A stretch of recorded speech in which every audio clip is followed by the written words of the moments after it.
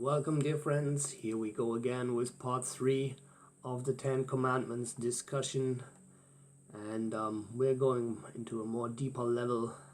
We saw at the end of the last transmission how certain commandments and prohibitions led from a very egocentric view to a more ethnocentric perspective in the people. So we continue. The great religious traditions that we find on our planet are leading the humans in a historic context away from egocentrism to ethnocentrism.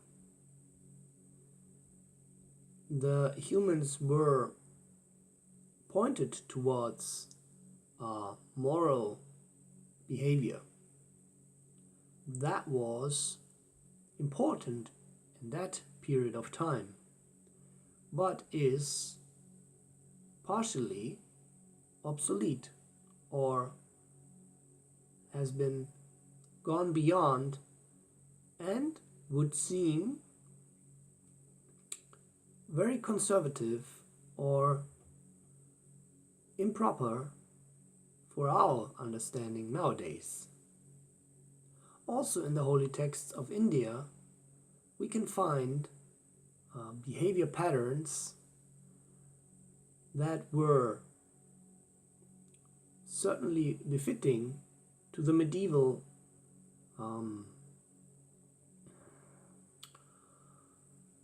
rural culture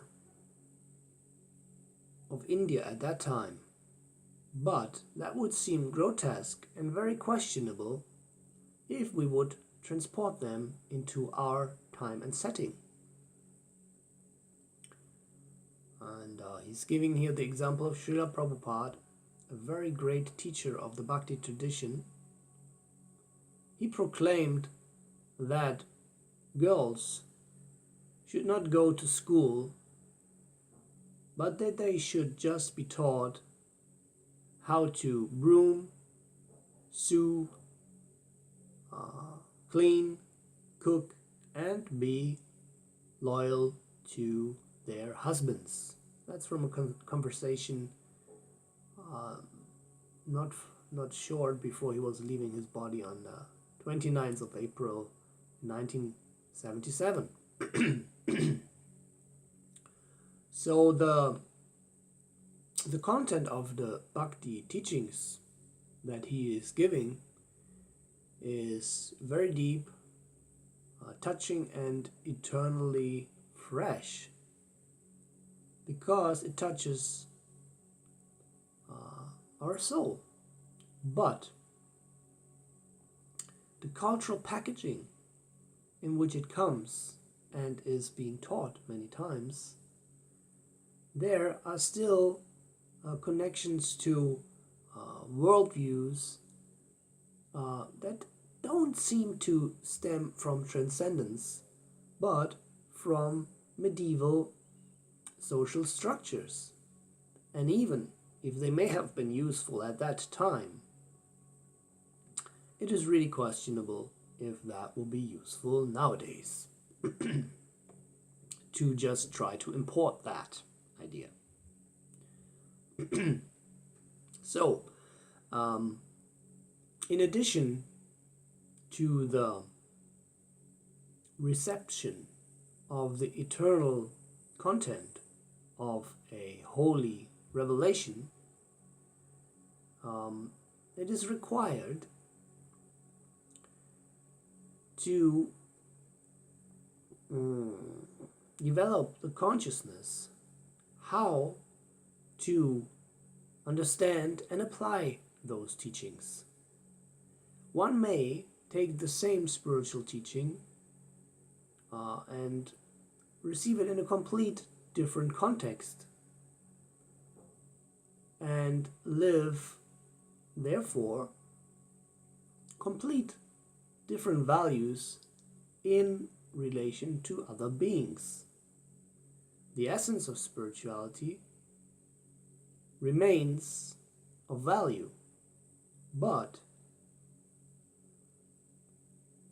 in certain cases one may take the cultural shell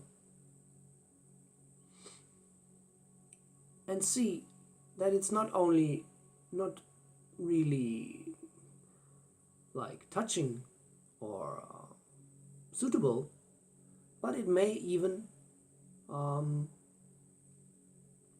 have a repelling effect.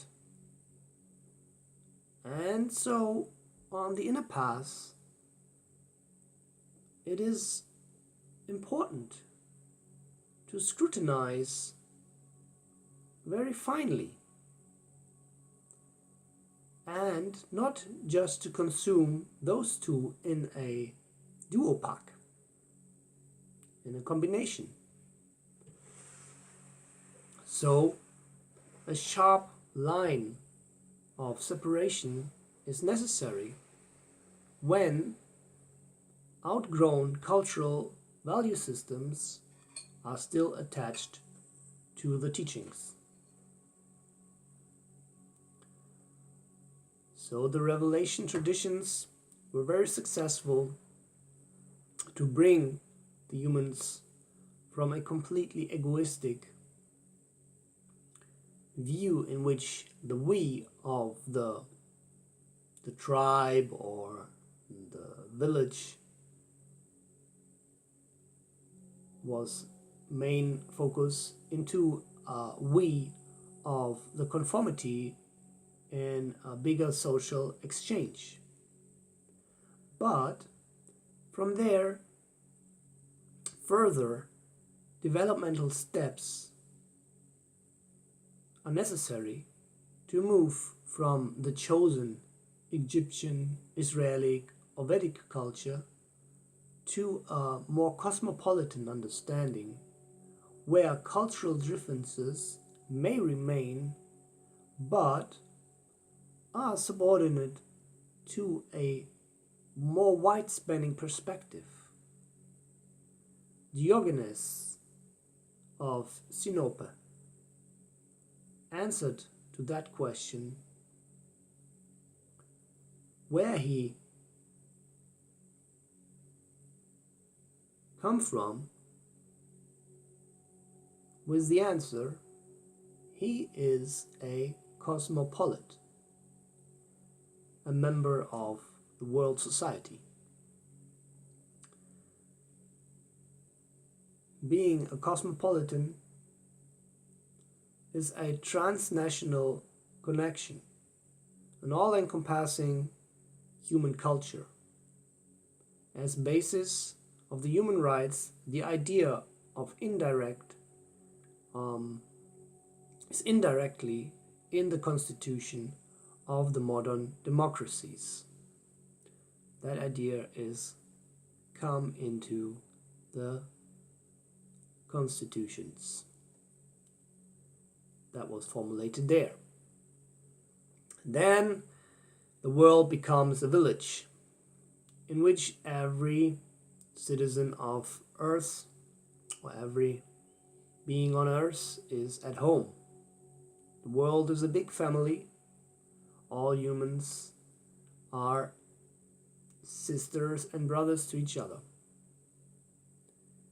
Being pupils or being members of the world is still a misunderstanding of the true feeling of I-ness, because it is still an identification with the external world, whereas the underlying connective feeling is already dawning. That which is connecting all the living beings is already dawning in this stage. So then again, if the cosmopolitan idea of world identification is expanded, then it will lead to an understanding of soul and all connectedness which is lying beneath all forms and that which is externally existing. And this again is the basis for real theocentric worldview. And we are gone beyond the 10 minutes mark again, so thank you very much for joining in.